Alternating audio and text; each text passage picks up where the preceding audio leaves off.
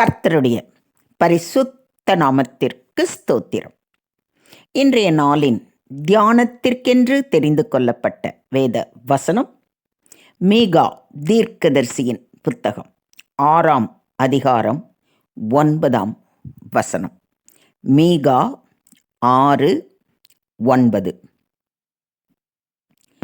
கர்த்தருடைய சத்தம் நகரத்தை நோக்கி கூப்பிடுகிறது. ஞானமுள்ளவன் உம்முடைய நாமத்தை மதிப்பான். மிலாற்றிற்கும் அதை நேமித்தவருக்கும் செவி கொடுங்கள். ஆமென். இன்றைய தியான வசனம் மிக மிக முக்கியமான செய்தியை நமக்கு அறிவிக்கிறது. தேவனுடைய நியாய தீர்ப்பு நாள் நெருங்கி வருவதை சுட்டி காட்டுவதோடு அதில் இருந்து நாம் பாதுகாக்கப்பட என்ன செய்ய வேண்டும் என்பதையும் மிக தெளிவாக அறிவுறுத்துகிறது. இதை குறித்து சற்று ஆழமாக தியானிப்போம். கர்த்தருடைய சத்தம் நகரத்தை நோக்கி கூப்பிடுகிறது என்று சொல்லப்பட்டிருப்பதை கவனியுங்கள். கர்த்தரின் வாக்கு அல்லது சத்தம் நியாய தீர்ப்பின் ஒரு சின்னமாக கருதப்படுகிறது.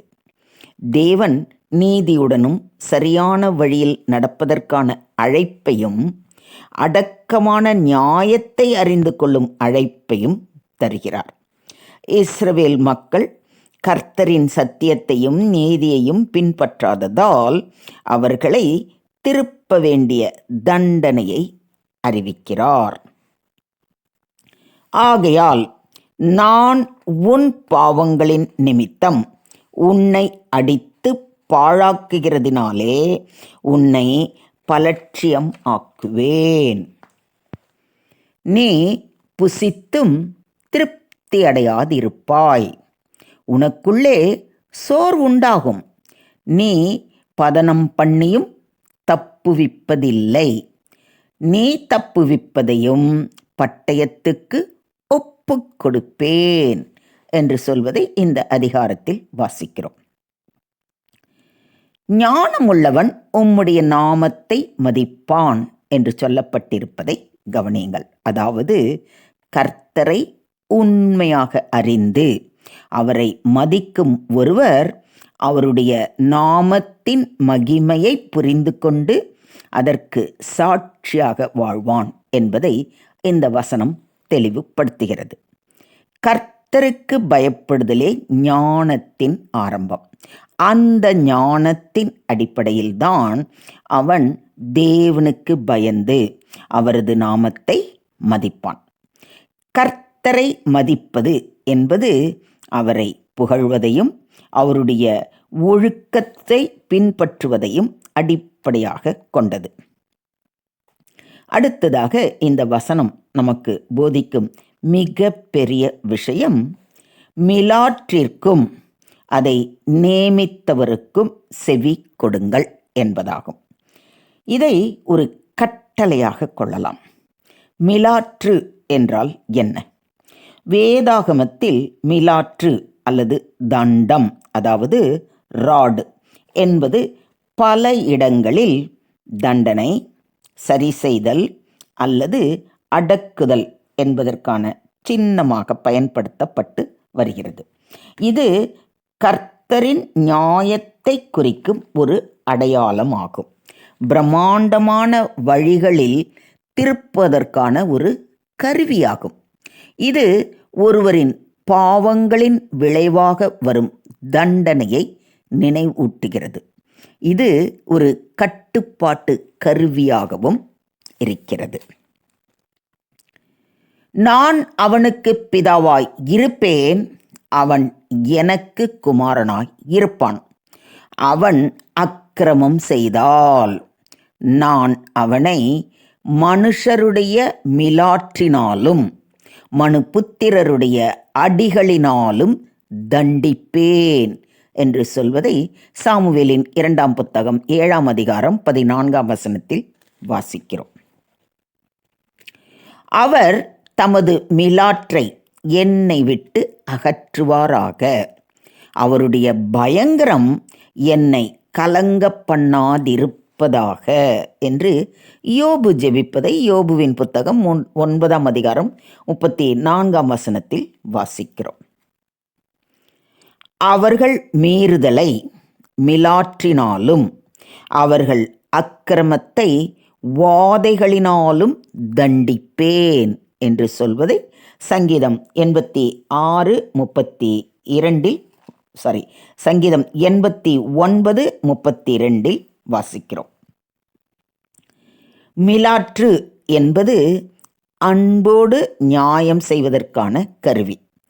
கர்த்தர் தண்டனையை பயன்படுத்தும் போது அது அவருடைய மக்களை நல்வழிக்கு திருப்பவும் அவர்களை பாவங்களிலிருந்து விடுவிக்கவும் இருக்கிறது. மிலாற்று ஒரு அடக்கமுள்ள திருத்தலையும் குறிக்கிறது. அது வழியிலிருந்து விலகுவோரை கர்த்தரின் பக்கம் திருப்பும் செயல்பாடாகும்.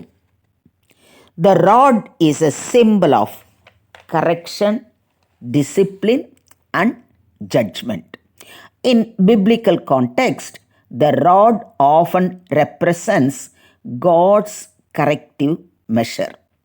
It is a reminder that God's action of discipline are for the purpose of justice and leading His people back to righteousness. இங்கு அதை நியமித்தவருக்கு என்று சொல்லப்பட்டிருப்பதை கவனியுங்கள். அதை நியமித்தவர் என்று கூறப்படுவது மிலாற்றை அல்லது தண்டனையை ஏற்படுத்தியவரை குறிக்கிறது. அதாவது கர்த்தரே தண்டனையின் நியாயத்திற்கு பொறுப்பானவர் என்பதை இது சுட்டிக்காட்டுகிறது. தண்டனையை செயல்படுத்தியவராகிய கர்த்தரை மட்டுமல்லாமல் அவரின் நீதியையும் அருமையாக காட்டுகிறது. அவர் தனது மக்களுக்கு ஒரு அதிர்வூட்டும் செயல்களை நிகழ்த்தும் போது அவர் தண்டனையை நியாயத்தின் அடிப்படையில் செய்கிறார். மிலாற்றிற்கும் அதை நியமித்தவருக்கும் செவி கொடுங்கள் என்றது தேவனின் தண்டனையை புரிந்து கொண்டு அதை ஏற்றுக்கொள்ள வேண்டும் என்று குறிப்பிடுகிறது. இங்கே தண்டனையும் நியாயத்தையும் அறிவிப்பது கர்த்தரின் நியாயத்தின் ஒரு பகுதியாகும். அவர் கூறும் நீதியையும் வழிகாட்டுதலையும் அனைவரும் கேட்டு அதற்கு சம்மதமாக நடக்க வேண்டும் என்பதை இன்றைய தியான வசனம் நமக்கு அறிவுறுத்துகிறது. மொத்தத்தில் இன்றைய தியான வசனம் நமக்கு கற்றுக் கொடுக்கும் பாடங்கள் அப்படின்னு பார்த்தோம்னா, முதலாவது கர்த்தரின் சத்தியத்தை அறிந்து அதை உண்மையாய் மதிக்க வேண்டும். இரண்டாவது, தண்டனையும் நியாயமும் கர்த்தரின் நீதியின் ஒரு பகுதியாகும். அதை புரிந்து கொண்டு அதற்கு செவி கொடுக்க வேண்டும். மூன்றாவது, கர்த்தரின் வாசகத்தை மதிக்கும் ஒவ்வொருவரும் நியாயத்தின் பக்கமாக சார்ந்திருக்க வேண்டும்.